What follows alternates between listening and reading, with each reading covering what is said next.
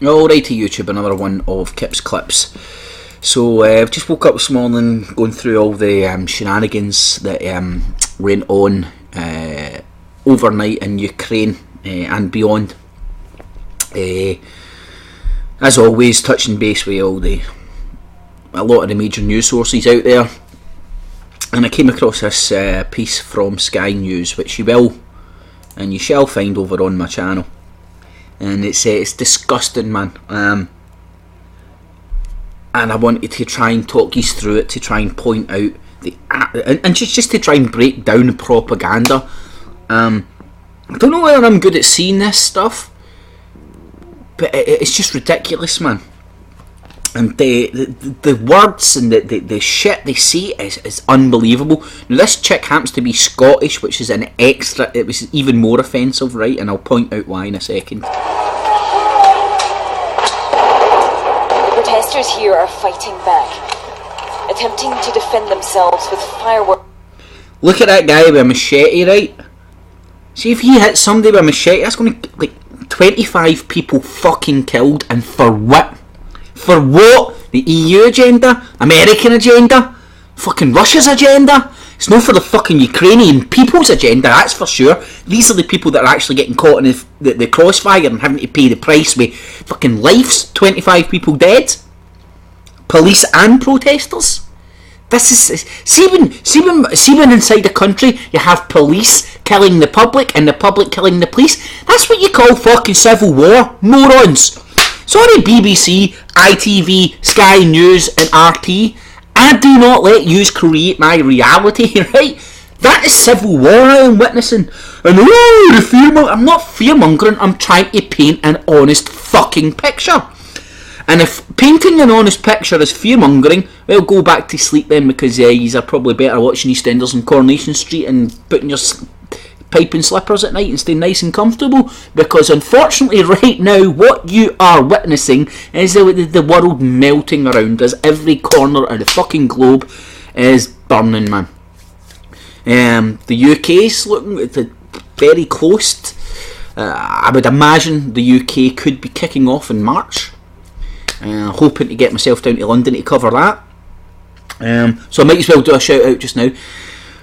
Anybody in London has got a free floor for me and Days. We're looking to come down to London to try and cover a lot of the protests and stuff that are happening in March. Unfortunately, the way things have it, I'm out of money for the Hilton and stuff. So if there's, I don't know, any suggestions, I'm just putting it out there, man, because I'd love to be down there to cover it. I ain't participating in the protests. I'm not going down there to protest. I'm going down there to cover it and see what the hell's going on. You might think that's an easy way to get out of jail free card, but I can't. When I've turned up at protests, I cannot subscribe to a group mentality. I can't. I end up arguing with the other protesters about small minor things, because we all ain't the Borg. We all ain't assimilated. They're all different people trying to call out scumbags. That's the way I see it. So I'll be going down there to lend my voice, but I certainly ain't going to be, I'm not protesting. I'm going down to observe fucking what could be a revolution. And if you look at what's happening worldwide, Thailand, Venezuela, Ukraine, Turkey, Syria, Egypt. How did I forget Egypt? Libya. I mean, please, people, wake up. See, when people are firing guns at each other and they're dying, and there's people dying, it's called war. That's what I call it. The BBC doesn't call it that. Ooh, just like the BBC doesn't call politicians frauds, they call it fiddling their expenses. Right. Fraud is fraud is fraud is fraud. Black is white, white is black. I mean, a spade is a spade. The politicians committed fraud. But the BBC and ITV, they fiddled their expenses to try and make it sound cool. Just the same way that you will hear all these reporters frame all the narrative in their own dialect. Now, this woman is absolutely retarded. First of all, right, this guy's walking about in Glasgow, Scotland. You would get time shoved straight up your arse for walking around in public with a knife like that. Right? Police state, Scotland, you better believe it. And this woman, who happens to actually have a Scottish accent, has got the cheek to say the protesters fight back. See, if these were scenes from Europe, America, these would be called anarchist scumbags. Look at the way they paint the Barton Moss protesters. Can you imagine if the Barton Moss protesters started taking shields, Molotov cocktails, big fucking big steakies? Can you imagine if Barton Moss protesters started doing that shit, turning up with fucking army hats, gas masks on, the rest of it? What do you think the BBC would fucking, or Sky News for that matter, would say about them? Would they say that the protesters are starting to defend themselves? Would they? Fuck! So listen to how disgusting this piece of shit is, man. The protesters here are fighting back, attempting to defend themselves with fireworks and Molotov cocktails. I'm sorry, you stupid arse piece of shit shell cow. You do not defend yourself. Do not defend yourself with Molotov cocktails and fireworks. They are an aggressive weapon. You throw Molotov cocktails at people and you fire fireworks at people. You do not go, woo, my Molotov cocktail's going to protect me against this riot fucking club coming in to club me in the head.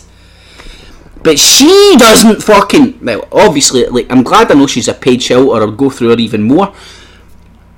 But seriously, man, this is on Sky News. People are listening to this, and it's going into their nut, and they're not even fucking questioning it. When a Sky News reporter Northern Ireland, put this situation in Northern Ireland. They're rioters. But hey, what was it she said? The protesters are fighting back. Looks like a civil fucking army. Looks like a civil war to me. That's some heavy defensive tactics there. Let's set these motherfuckers on fire. Right. American football. I know they're retarded, so they call it offense and defense, right? But you've got attack and defense in any normal person's head, if you're not that way inclined. But you've got attack and defense, right? Very fucking simple, man. If you're attacking, you're trying to take ground, you're trying to gain, you're attacking, you're the aggressor. These riot police, I'm sorry, and I'm not taking any sides here, these riot police are defending territory. And these protesters, rioters want to take that ground. These are the people that are attacking. They're not defending themselves with fucking love bombs, petrol bombs, and fucking fireworks. You do not defend yourself with that shit, right? And or machetes. A machete isn't a defensive weapon. Yeah, you could say they're defending themselves with the shields. The protesters here are fighting back, attempting to defend themselves with fireworks and Molotov cocktails. Now, I've just broke down that wee 10-minute clip. These protesters are fighting back. No, they're not. These protesters are fighting the police, and I'm not on the side of I'm not on the side of Russia or the EU or America. I'm on the side of the normal people of Ukraine. Unfortunately, they're getting played like a fiddle right now. A lot of them. 25 people lost their life for what? Taking the pish. You'll be able to see this down below, but it's the most disgusting bit of propaganda I've ever seen.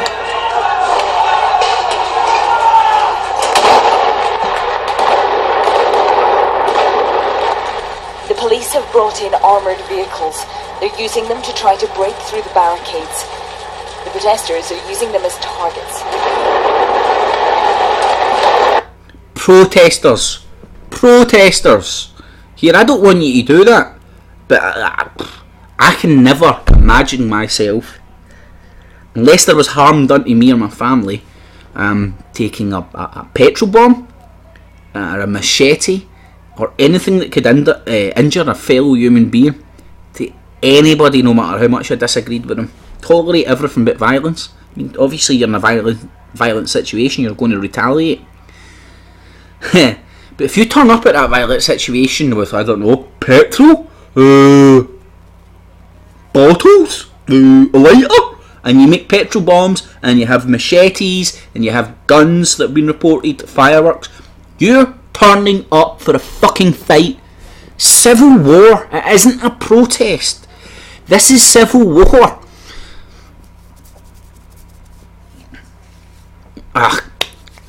Anyway, I'll leave a link for this down below. You can go and check it out now. Do not let Sky News and the BBC create your reality. Police to retreat. Under fire, stumbling from the flames. A number clearly injured on the ground. You see how that's actually pro-rioter propaganda?